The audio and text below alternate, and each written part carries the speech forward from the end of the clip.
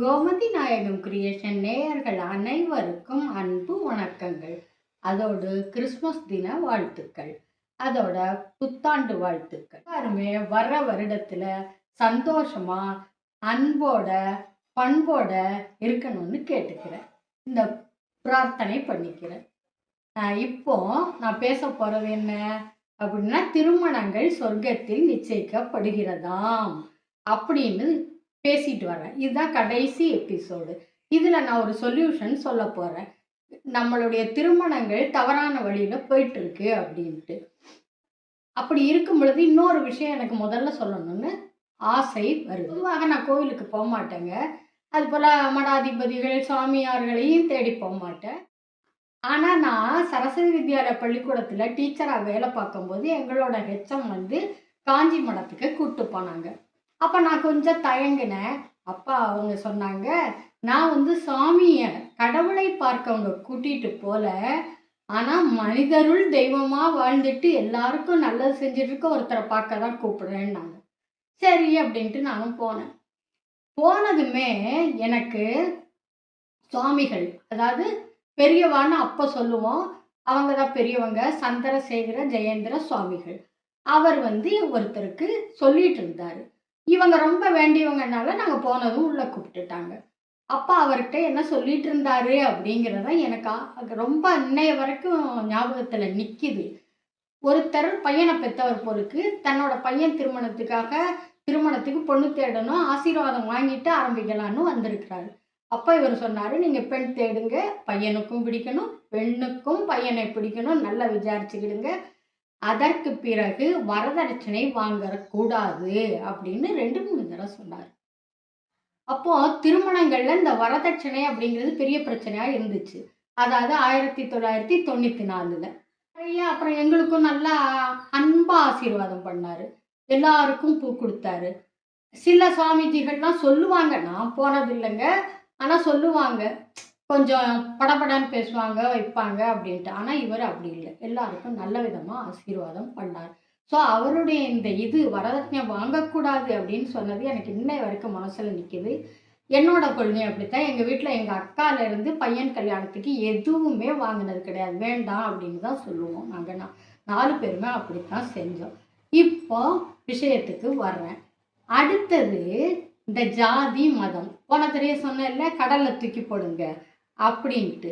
இன்னொருத்தர், அதாவது அவரோட பாட்டுகளும் எனக்கு ரொம்ப பிடிக்கும், நாகூர் ஹனீஃபா அவர்கள் ஒரு பாட்டு என்ன பாடியிருக்காங்க அப்படின்னா, ஆண்டவன் எந்த மதம், ஆண்டவன் இந்துவா கிறிஸ்டினா முசல்மானா அப்படின்னு ஒரு பாட்டு பாடியிருக்காங்க. அதையும் சொல்லியிருக்காருங்க. கொஞ்சம் பிச்சைக்கார மாதிரி ஒருத்தர் ஒரு கிராமத்துக்குள்ளே வர்றாரு.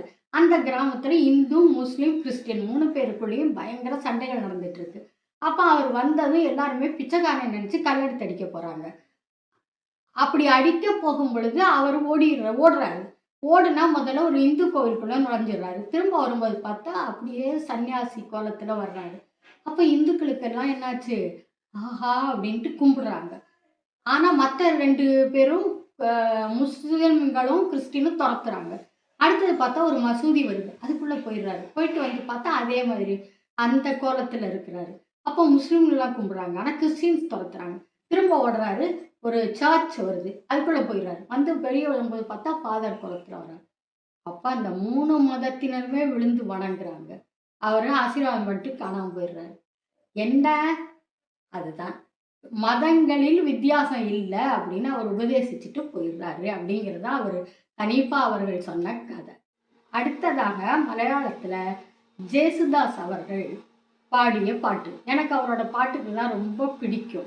அந்த பாட்டை எழுதினது மலையாளத்தில், பாட்டு எழுதியவர் வயலார் அவர்கள். அவருடைய கவிதைகளும் ரொம்ப ரொம்ப ரொம்ப டாப்பாக இருக்கும், அவருடைய எண்ணங்களும் எல்லாமே டாப்பாக இருக்கும் வயலாரோட கவிதைகள். அப்போ அந்த பாட்டு என்ன அப்படின்னா, நான் ஜேசுதாஸ் ஐயா பாட்டை பாடுறேன்னு தப்பாக நினச்சிக்காதீங்க, வரியை தாங்க சொல்கிறேன், நான் பாடலாம் ட்ரை பண்ணலை, ஓகேயா? என்ன பாடியிருக்காரு அந்த பாட்டு, வயலார் ஐயா எழுதியிருக்கிறாருன்னா, மனுஷன் மதங்களை சிருஷ்டிச்சு, மதங்கள் தெய்வங்களை சிருஷ்டிச்சு, மனுஷனும் மதங்களும் தெய்வங்களும் கூடி மண்ணு பங்கு வச்சு மனசு பங்கு வச்சு ஹிந்துவாயி முசல்மானாயி கிறிஸ்டியானியாயி லோகம் பிராந்தாலயமாயி என்ன பாடியிருக்கிறாரு? எல்லாருக்குமே புரியும். மலையாளங்கிறது சேர நாட்டு தமிழ் தான். ஸோ மனிதர்களுக்குள்ளே எப்போ மதங்கள் வந்ததோ அப்போ சண்டைகளும் அதிகமாயிடுச்சு அப்படின்னு வயலார் சார் எழுதியிருக்கிறார். இப்போ நான் என்ன சொல்ல வர்றேன் அப்படின்னா, முதல் அத்தியாயத்தில் சொன்னேன் பார்த்தீங்களா, மனிதன் காட்டில் வாழ்ந்தப்போ திருமணங்கிறது பிரச்சனையே இல்லாமல் இருந்துச்சு. அப்படி ஒரு திருமணங்கிற ஒரு சடங்கும் இல்லாமல் இருந்துச்சு. மனிதன் சந்தோஷமா வாழ்ந்தான். ஆனால் எப்போ இந்த மதங்களும் அப்புறம் ஜாதிகளுக்கும், அதாவது தொழில், ஜாதிங்கிறது தொழில் தான், அதை ஜாதின்னு மாற்றிட்டாங்க. மதங்கள் வந்துருச்சு. இதெல்லாம் வந்தப்புறம்தான் இந்த திருமணம்ங்கிறது இடியாப்ப சிக்கல் ஆயிடுச்சு. முதல் அத்தியாயத்தில் சொன்னதை தான் திரும்பவும் பதிவு பண்ணுறேன். ஆனால் அதுக்கு என்ன செய்யலாம் அப்படிங்கிறதான். இப்போ என்ன நிலைமை இருக்குது? இப்போ அதாவது எங்கள் அம்மா காலம் வரைக்கும் சொல்லிட்டேன், சொந்தத்திலேயே பண்ணாங்க. எங்களுக்கெல்லாம் இப்போ அதையும் சொல்லியிருக்கிறேன். திருமண தகவல் மையங்கள், அதில் நிறைய குளறுபடிகள் வருது. அதுபோல் அதை பார்த்து சிலர்லாம் சில பெண்களை திரும்ப திரும்ப கல்யாணம் பண்ணி கொடுத்து, அதுபோல் ஒரு 3 மாதத்துக்கு முந்தைய யூடியூப்பில் பார்த்தேன். என்ன அப்படின்னா, ஒரு அம்மா தன்னோட பொண்ணை 2 பேருக்கு முதல்ல ஒருத்தர் கட்டி கொடுத்து அவர் மேலே குறை சொல்லி டைவர்ஸ் அப்ளை பண்ணி அப்புறம் அவர் சொத்துல பங்கு வாங்கிட்டு பிரித்து வச்சுட்டாங்க. திரும்ப கொஞ்ச நாள் கழித்து இன்னொரு ஊருக்கு போய் தங்கி இருந்து இன்னொருத்தருக்கு கல்யாணம் பண்ணி கொடுத்து அதே மாதிரி அவர் மேலே ஒரு குறையை சொல்லி கோர்ட்டில் போய் அழுது வச்சு எப்படின்னு எனக்கு தெரியல. ஆனால் சொத்தை வாங்கிட்டாங்க. அப்புறம் தமிழ்நாட்டுக்கு வந்திருக்காங்க. தமிழ்நாட்டில் ஒருத்தரை கல்யாணம் பண்ணி வச்சுருக்காங்க 3ஆவதா. அப்போ தான் அவர் கண்டுபிடிச்சிட்டாரு. ஆனால் அவங்க வாழலைங்க. அம்மாவும் பொண்ணும் ஜெயிலில் தான் இருக்கிறதா தகவல் சொல்கிறாங்க. நம்ம எதையும் நேரம் பார்க்கல. ஸோ இது கேள்விப்பட்டது, இது கதை மாதிரி கேள்விப்பட்டதான். ஆனால் எப்படி இந்த இதுக்கு வந்தாங்க அப்படின்னு ஆச்சரியமாக இருக்குது. அதாவது கட்டி கொடுத்து சம்பாதிக்கிறது அப்படின்னு. இதே கா கி கு கூ போட்டிங்கன்னாங்க அது சட்டப்படி தப்பு. போலீஸ் அரெஸ்ட் பண்ணும், ஜெயிலில் போடும். ஆனால் கட்டி கொடுத்து இந்த வேலையை பண்ணால் அவங்க தப்பிச்சுக்கலாம்னு நினச்சாங்க. இந்த இதில் மட்டும் இன்னும் எத்தனை பேர் அந்த மாதிரி வெட்டி கொடுத்து சொத்தாட்டையை பொண்ணுன்னு நினைக்கிறாங்க அப்படிங்கிறது இன்னைக்கு நிறைய ஆயிடுச்சு அப்படின்னு தகவல்கள் வருது. அப்போ அந்த திருமண தகவல் மையங்களை நம்ம ஒதுக்கிடலாம். எனக்கு தெரிஞ்ச வரைக்கும் அதுதான், ஒதுக்கிடலாம். அப்போ என்ன செய்கிறது? ஏன்னா நம்ம ஊரை விட்டு வந்துட்டோம், எவ்வளவோ தூரம் வந்துட்டோம், சொந்தக்காரங்கள்லாம் தெரியாமல் போச்சு. நம்ம ஜாதியை எப்படி கண்டுபிடிக்கிறது? திருமண தகவல் மையத்தில் தான் இந்தந்த ஜாதிக்குன்னு வச்சுருக்காங்க அப்படின்னு ஒருத்தங்க என்கிட்ட கேட்டாங்க. நியாயமான கேள்வி தான். ஆனால் இங்கே என்ன பெரிய தவறு பண்ணுறோம்? நான் ஏற்கனவே சொன்னது தான். எங்கள் அம்மா காலம் வரைக்கும் ஏன் 1 மணி நேரம் பொண்ணு பார்த்தாங்க அப்படிங்கிறது. நான் ஏற்கனவே நங்கநல்லூர் ரஞ்சினி சபாலையும் ரஷ்யன் கல்ச்சரல் சென்டர்லையும் இதை ட்ராமாவாக போட்டிருக்கிறேன். அதாவது அதில் அம்மாவாக நான் தான் நடித்தேன். அப்போ இந்த மாதிரி தான் பண்ணுவேன். தகவல் மையத்தை பார்ப்பேன், புரோக்கரை பார்ப்பேன், 1 மணி நேரம் பேசிட்டு என்ன முடிச்சிருவோமான்னு கேட்பேன். இதை மாதிரி நிறைய நடக்கிறனால தான் நான் அந்த நாடகம் போட்டேன். இப்போ திரும்ப எல்லாருக்கும் பதிவு பண்ணுறேன். அந்த திருமணம் செய்யும் முறை தப்பு. குழந்தைகள் மேலே நம்ம தப்பு சொல்கிறதுல பிரயோஜனமே இல்லை. ஏன் குத்தம்மா, ஓன் குத்தம்மா, யாரை நானும் குத்தம் சொல்ல அப்படின்னு தவறான பாதையில் பெற்றவர்கள் ரொம்ப தூரம் நடந்துட்டோம். காதலை மறுக்கிற பெற்றவர்களும் இன்னைக்கும் இருக்கிறாங்க. தூத்துக்குடியில் என்ன நடந்ததுன்னு நமக்கு தெரியும். கவின் கதை எல்லாருக்கும் தெரியும். ஸோ இந்த ஜாதி மதம் அப்படிங்கிறத விட்டுருங்க, எல்லாரும் கடலில் தூக்கி போட்டுருங்க. அப்போ என்ன செய்யலாம்?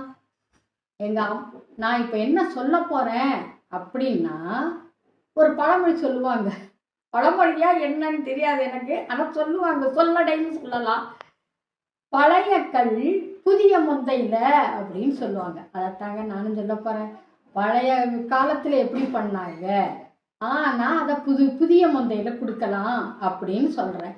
ஏன்னா இப்போ எங்கள் அப்பாவே ரயில்வே இந்த மாதிரி வேலை நிமித்தம் வந்து சொந்தக்காரங்களே நம்ப மாட்டேங்கிறாங்க.